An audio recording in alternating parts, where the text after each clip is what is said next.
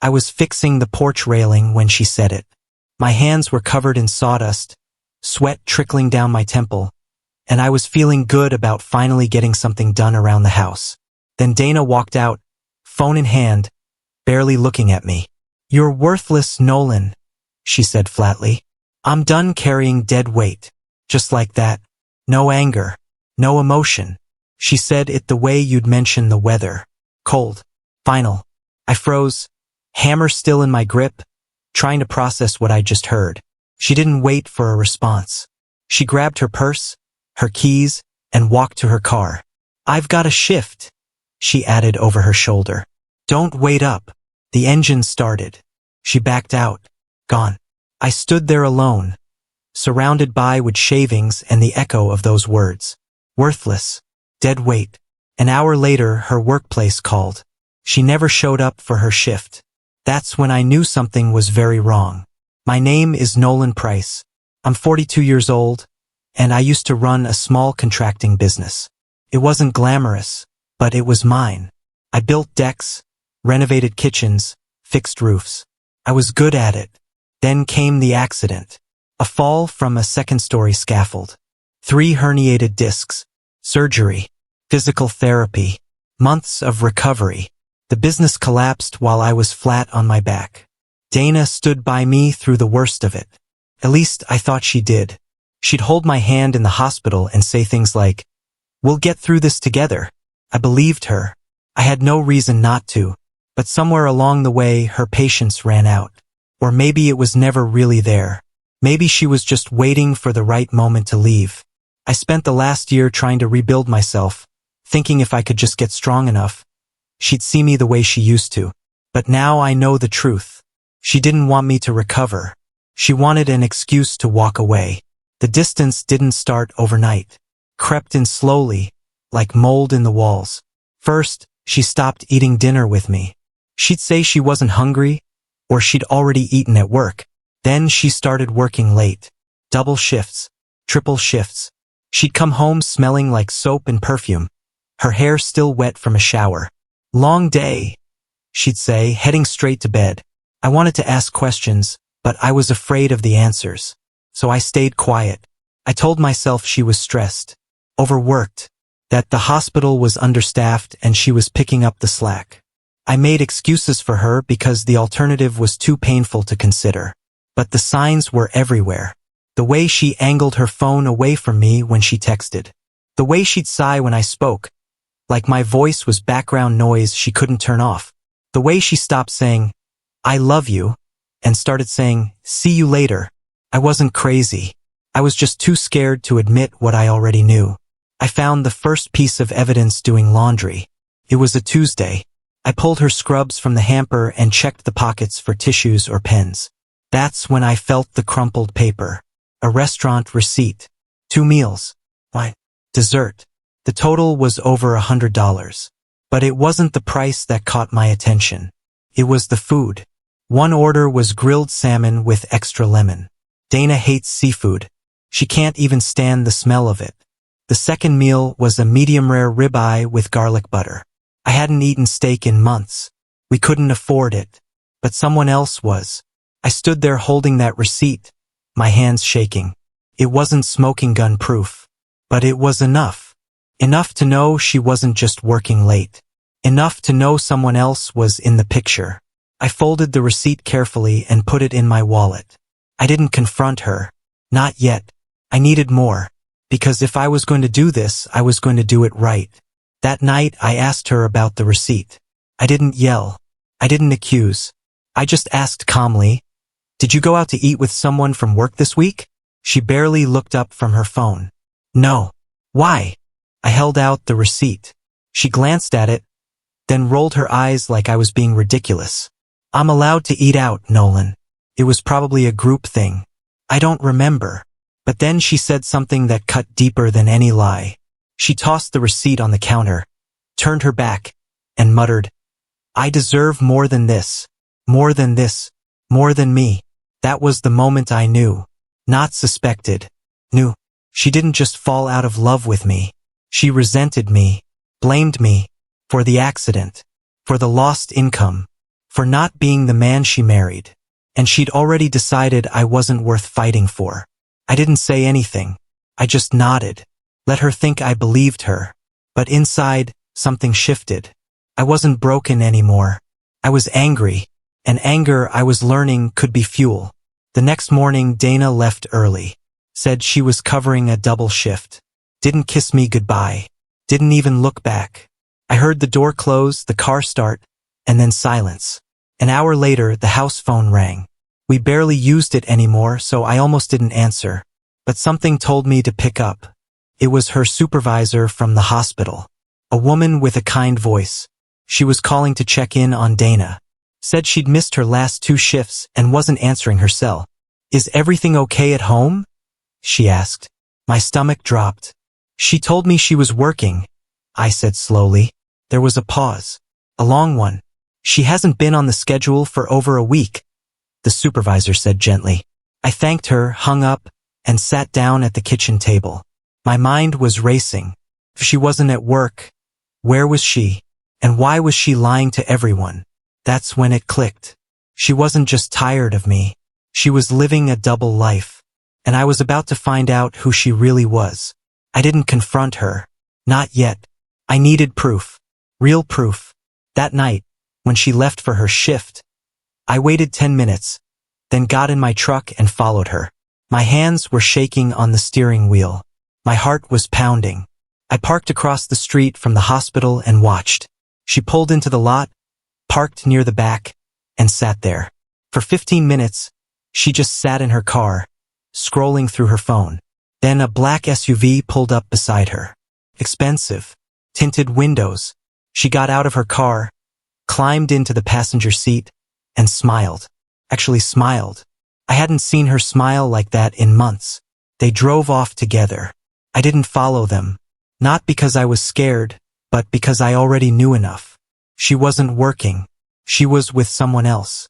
And judging by how comfortable she looked, this wasn't the first time. I drove home, parked in the driveway, and sat there in the dark. I wasn't heartbroken. I was focused, because now I knew, and knowing meant I could plan. I called my older brother, Marcus, the next day. We met at a diner off the highway. He took one look at me and knew something was wrong. Talk, he said. I told him everything. The receipt, the phone call from her work, the black SUV. He didn't look surprised, just angry. Some people, he said, leaning forward, when they see someone they love fall, they try to help them back up. Others just see it as an excuse to step over them. I asked him if he thought Dana ever really loved me. He didn't answer right away. That silence told me everything I needed to know. Listen, he finally said. You've got 2 choices. You can fall apart or you can build a case. Document everything. Dates, times, lies. Make it airtight. Then walk away clean. He was right. I wasn't going to beg her to stay. I wasn't going to scream or throw things or make a scene. I was going to be smart, methodical, quiet, because the best revenge isn't loud. It's thorough. And I was just getting started.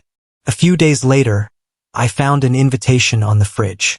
A holiday party at the Sheraton. Hosted by the hospital. Casual dress. Spouses welcome. Dana never mentioned it. That was my first red flag. The night of the party, she told me she was working a late shift. She kissed me on the cheek. A quick peck that felt like a stranger brushing past me in a hallway. Then she left.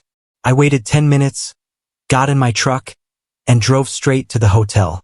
I parked across the street, in the shadows, and waited. 30 minutes later, she arrived. In the black SUV. The same one. She got out, laughing, holding hands with a man I'd never seen before. Tall, well-dressed, confident. They walked into the hotel together, and nobody batted an eye. Nobody whispered. Nobody looked shocked. They all knew. Her coworkers, her friends. This wasn't a secret affair. This was her other life. And I was the only one who didn't know. Until now. I sat there, gripping the steering wheel, and made a decision. I wasn't going to confront her tonight. I was going to let her think she was getting away with it. Because the fall is always harder when you don't see it coming. I went home that night and didn't touch the whiskey in the cabinet. Didn't call Marcus. Didn't cry. I sat at the kitchen table, pulled out a blank notebook, and wrote one word at the top in bold letters: evidence. Then I started writing. Every date I could remember. Every lie. Every late-night shift that didn't add up. I listed the restaurant receipt. The phone call from her supervisor. The black SUV. The party. I wrote down times, mileage, bank transactions. I wasn't doing this for revenge. I wasn't going to post about it online or trash her car or show up at her work with a sign. I was building a case. The kind that doesn't rely on emotion. The kind that relies on facts. Cold, hard, undeniable facts. Dana thought I was broken, weak, too hurt to fight back. She had no idea that my entire career was built on structure, on plans, on making sure things didn't fall apart. And I wasn't about to fall apart now. I was going to be the architect of my own freedom, one documented lie at a time. A few days later, I visited my parents. My mom opened the door with a worried look on her face. "We've been hearing things," she said carefully. "Dana mentioned you've stopped working, that you've given up. She said she's under a lot of pressure carrying everything." I smiled, nodded, played along. But inside I was furious. She wasn't just lying to me. She was rewriting my story to everyone who mattered, making herself the victim, the martyr, the strong wife holding together a broken marriage. My dad pulled me aside later. "You doing okay, son?" he asked. I wanted to tell him the truth, that his daughter-in-law was a liar, that she was cheating, that she'd turned me into the villain in a story I didn't even recognize. But I didn't. Not yet. "I'm fine, Dad," I said, "just working through some things." He nodded, but I could see the doubt in his eyes. Dana had poisoned the well, and I was going to have to drain it before anyone would believe me. But that was okay. I had time, and I had proof. Proof she didn't know existed. The next week, I stopped by the hospital to drop off Dana's work badge. She'd left it on the counter that morning, and I figured I'd be helpful. I walked up to the reception desk and asked for Dana Price. The woman looked confused. "She's not scheduled today," she said. I frowned. "Oh, I thought she was working a double." The receptionist checked her computer. "Dana hasn't been on the schedule for over a week. Is everything okay?" I forced a smile. "Yeah, must have gotten my dates mixed up. Thanks." I walked out slowly, my mind spinning. She left the house every night in her scrubs. She told me she was working. She told my parents she was working. But she wasn't. She was clocking hours somewhere else. With someone else. And she was so confident in her lies that she didn't even bother covering her tracks. That was her mistake. Because now I knew she wasn't just unfaithful. She was reckless. And reckless people make mistakes.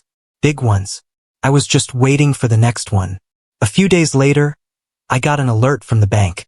A new auto lease had been opened in my name. I didn't lease a car, but Dana did.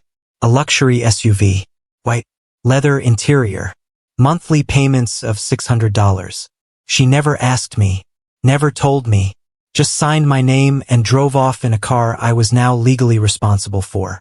I sat at the kitchen table, staring at the paperwork, and something inside me snapped.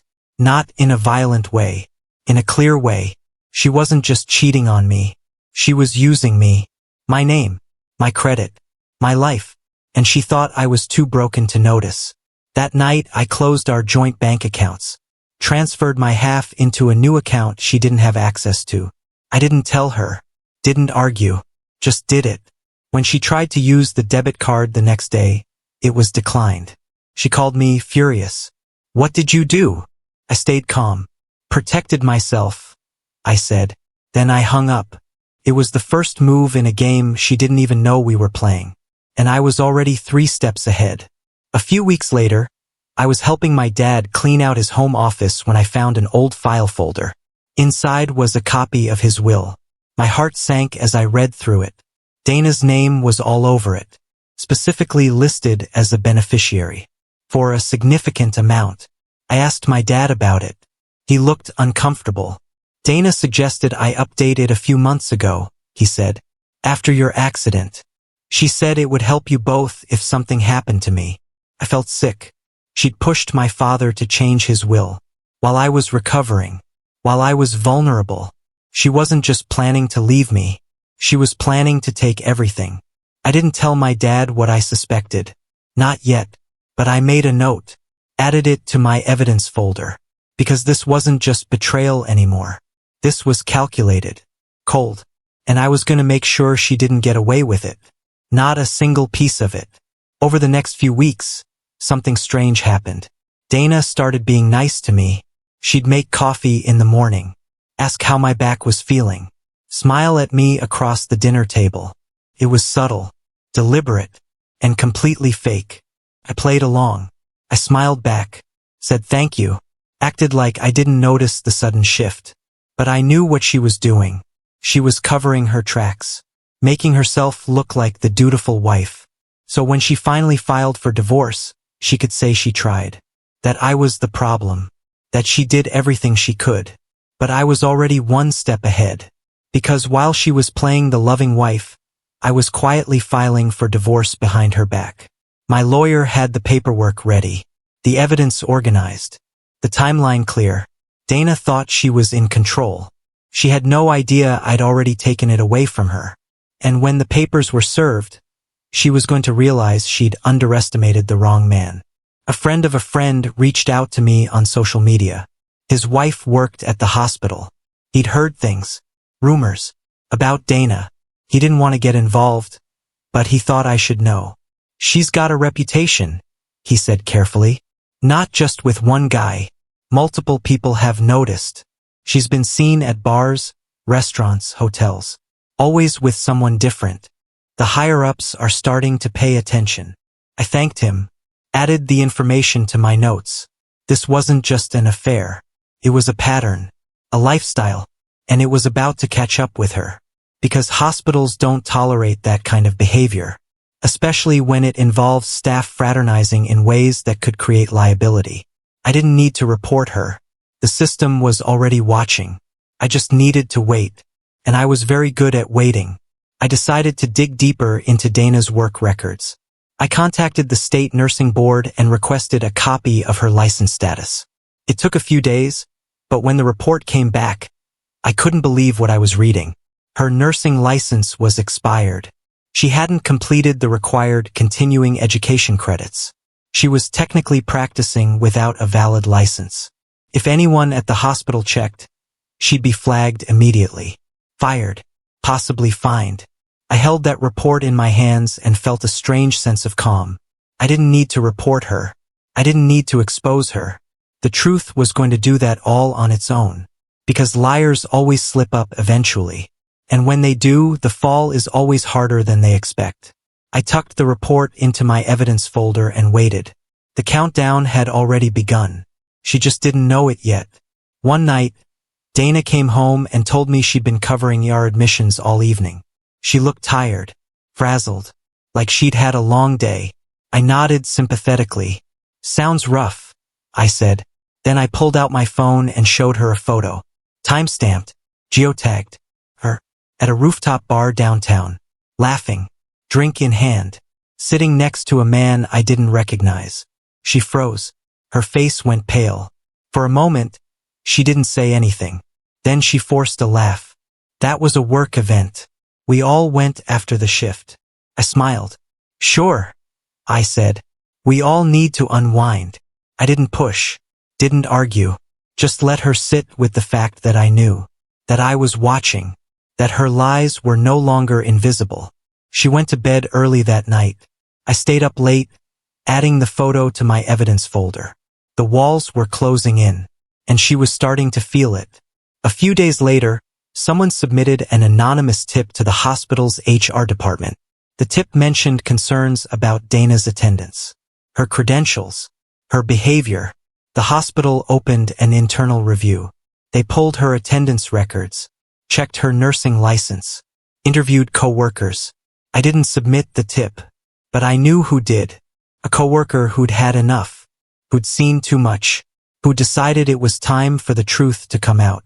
The investigation was quiet, professional, but thorough, and Dana had no idea it was happening.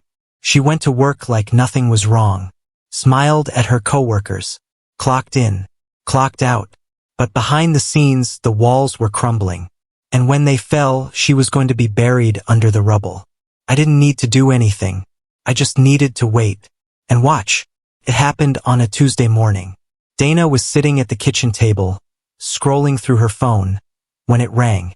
She answered, and I watched her face go from confused to horrified in seconds. "Suspended?" she said, her voice shaking. "What do you mean suspended?"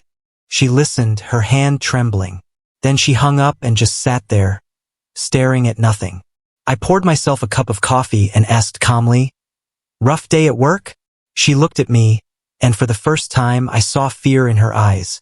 Real fear. "They're investigating me," she whispered. "They found discrepancies in my credentials, my attendance, everything." I took a sip of my coffee. "That sounds serious." She stood up, frantic. "Nolan, I need to talk to you. There are things I need to explain." I set my coffee down and looked at her. Really looked at her. "I think I already know everything," I said quietly. Then I pulled out the divorce papers from the drawer and slid them across the table. "You can sign these whenever you're ready." Dana cried that day. For the first time in months, I saw real emotion on her face. Tears, panic, desperation. "Please, Nolan," she begged. "I made a mistake. I was scared. I didn't know how to handle everything. I need you." I stood there, calm and steady, watching her fall apart. And I felt nothing. No anger. No satisfaction. Just emptiness. "You didn't make a mistake," I said quietly. "You made a series of choices. And those choices have consequences." She reached for my hand, pulled away. "Sign the papers," I said. "It's over." She signed them that night, sobbing, begging. But I didn't change my mind. Because I'd learned something important over the past few months. Some people will only value you when they lose you. And by then, it's too late. The fallout was swift. Dana's side guy ghosted her the moment things got messy. Her job launched a formal investigation. Her coworkers stopped talking to her. Mutual friends quietly distanced themselves. Her parents called me, humiliated, trying to apologize for their daughter's behavior. I was polite, but I didn't forgive. I didn't forget. The woman who called me worthless was now facing the consequences of her own choices. And I wasn't there to catch her. Because I'd learned that you can't save someone who's determined to drown. You just have to step back and protect yourself. And that's exactly what I did. A few months later, something unexpected happened. A design I'd submitted to an architecture firm months ago got picked up. They wanted to hire me on a remote contract basis. It wasn't a full comeback, but it was a start. I was building again, not just homes, myself.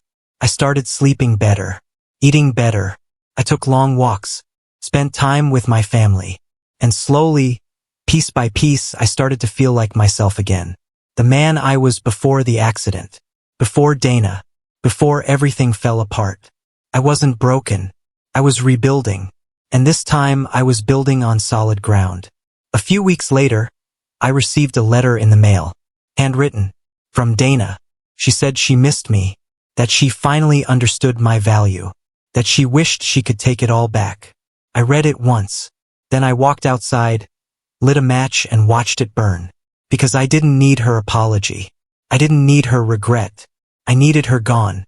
And now I was free. And that freedom was worth more than any words she could ever write. I bought a small plot of land outside the city. Quiet, peaceful, trees everywhere. I drew up plans for a cabin. Nothing fancy, just something solid, something mine. I spent weekends clearing brush, laying foundations, framing walls. Felt good to build again, to create something from nothing. My brother came out to help one Saturday. We worked in silence, hammering nails, sawing wood. Then he looked at me and smiled. "You're back," he said. I nodded. "Yeah, I am." Because the life Dana tried to erase had become the foundation for something stronger. Something real. Something no one could take away. When someone calls you worthless, don't argue. Don't fight. Just rise so high they never get the chance to speak to you again. And that's exactly what I did.